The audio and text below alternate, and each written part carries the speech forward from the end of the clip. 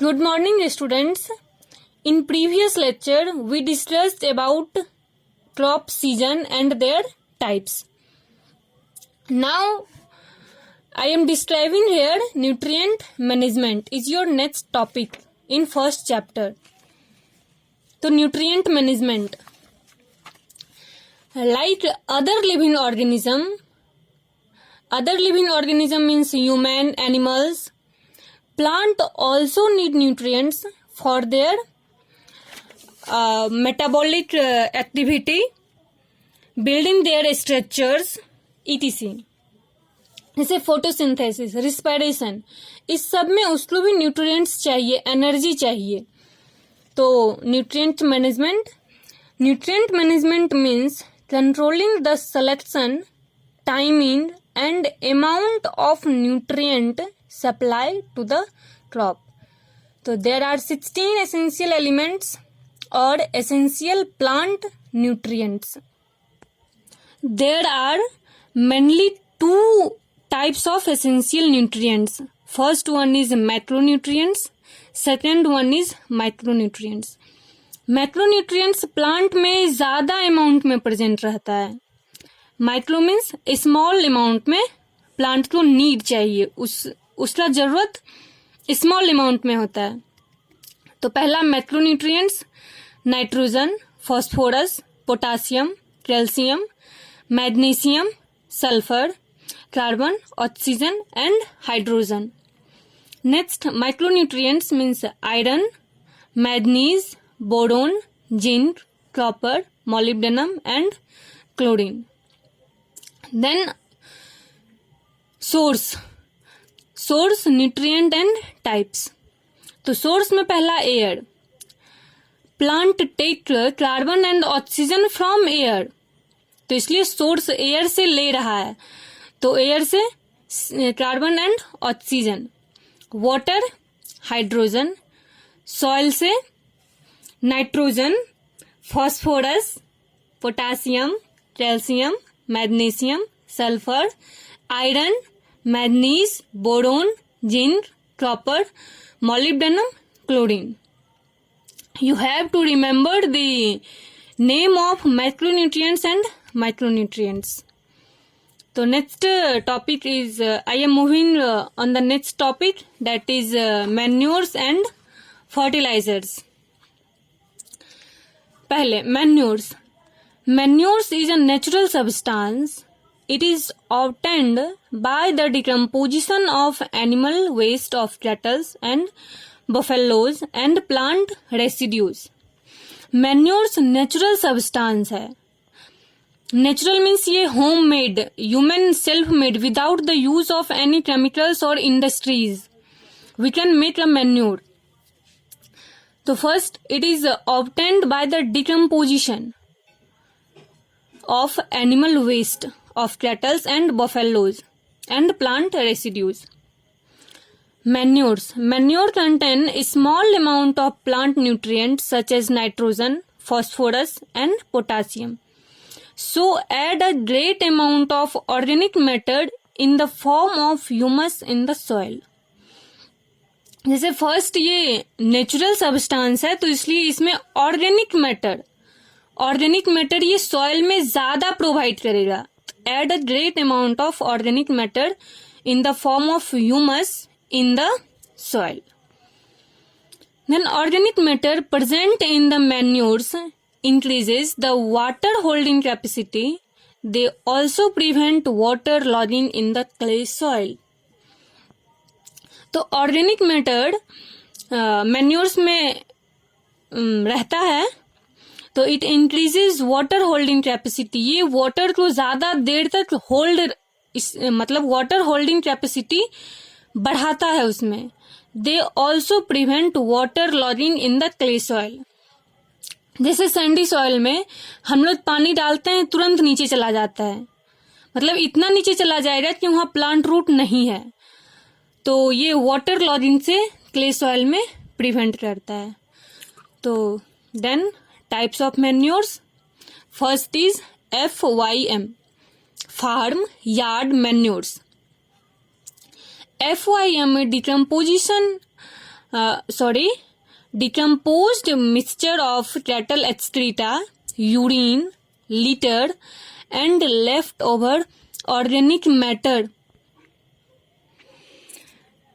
Decomposed mixture of cattle excreta means waste, urine, litre होता है कि वो गाय को जो भूसा घास सारा देते हैं खाना के लिए, वो थोड़ा बहुत नीचे गिरता है तो ऑब्वियसली वो मिल जाएगा एक्सक्रीटा में, तो वो litter. And left over organic matter such as roughage और fodder.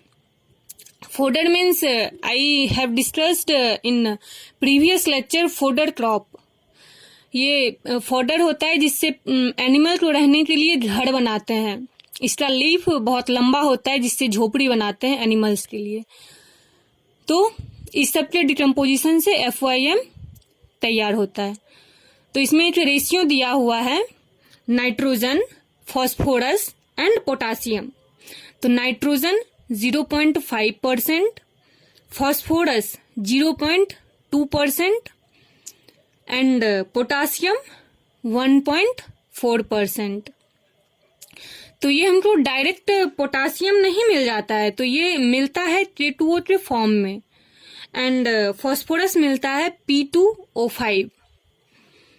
Then second types of manure is compost. Compost is prepared from farm and town refuges such as vegetables and animal refuges. अब हम लोग एक doubt हो रहा है कि animal refuses इसमें भी यूज हो रहा है और इसमें भी यूज हो रहा है, लेकिन अगर उसमें वेजिटेबल्स FYM में वेस्ट वेजिटेबल्स मिला दें तो वो कंपोस्ट हो जाएगा. तो FYM में सिर्फ एक्सक्रीटा, यूरिन, लीटर था, लेकिन इसमें town refuses such as vegetables, जैसे शहर में वेजिटेबल्स खराब हो जाता है तो वेजिटेबल्स एंड एनिमल रिफ्यूजेज दोनों ऐड होता है तो ये कंपोस्ट बनेगा. अगर सिर्फ एनिमल रिफ्यूजेज होगा तो ये FYM बनेगा. तो इसमें रेशियो देखते हैं.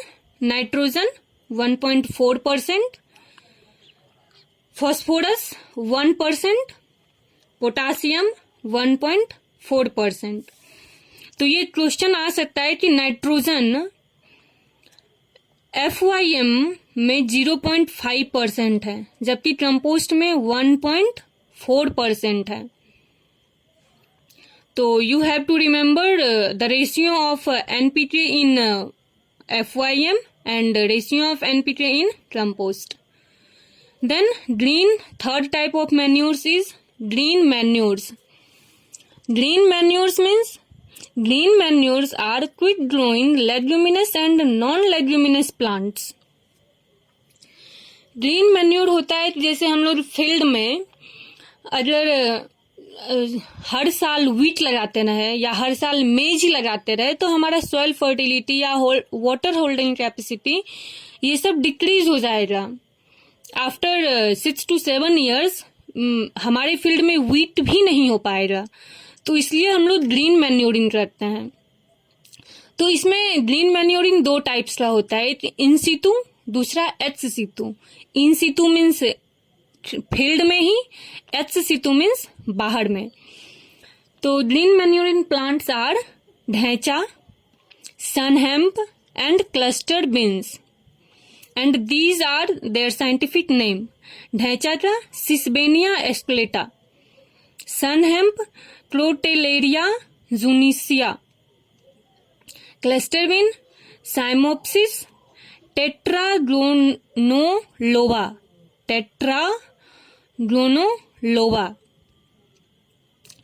तो हम लोग जैसे ढैंचा लगा देते हैं अपने फील्ड में. Dhaincha is a crop like wheat, maize, pulse. तो फील्ड में लगाने के बाद जो होता है इन सीटू में, तो ढैंचा वहां पे जैसे क्रॉप हम ले लिए और फील्ड में ही छोड़ देते हैं. उसको फिर से प्लॉगिंग कर देते हैं, सॉइल के नीचे थोड़ा चला जाएगा तो वो डिकम्पोज हो जाएगा. तो ये इन सीटू ग्रीन मैन्योरिंग था. अब HC2 में वही ढैंचा हम लेते हैं और एक पिट फील्ड में एक अलग पिट बनाते हैं और उस पिट में सारा ढैंचा डाल देते हैं, ऊपर से फिर सॉइल का लेयर डाल के 2-3 मंथ के लिए उसको छोड़ देते हैं। और फिर वो ढैंचा जो था सॉइल के अंदर वो डिकम्पोज होने के बाद सॉइल का लेयर हटा देते हैं और वो ढैंचा निकाल के फील्ड में अपना स्प्रे कर देते हैं। तो ऐसे मैन्योरिंग होता है। हम लोग घर में भी देखते हैं, जैसे काऊ डंग ज़्यादा हो जाता है तो उसको फील्ड में दे आते हैं, लेकिन ये सही वे नहीं है। इसका प्रॉपर वे है कि हम लोग ये सारा जो वेस्ट मटेरियल है उसको एक पिट में डालें। पिट में डालने के बाद उसको 1 to 2 years छोड़ देते हैं, छोड़ देना चाहिए। तो ये एक प्रॉपर वे होगा कि फिर 2-3 साल के बाद उस पिट को लेंगे, उसमें जो हम एनिमल वेस्ट डाले थे उसको निकाल के फिर से फील्ड में डालना, तो ये एक प्रॉपर वे है। लेकिन हम लोग ऐसे ही डाल देते हैं, जो कि रॉन्ग मेथड है। That's all for today's, and you have to study your NCERT books or your any side books which you prefer. So any doubt you have to ask in Gyan Bharati WhatsApp group. Thank you.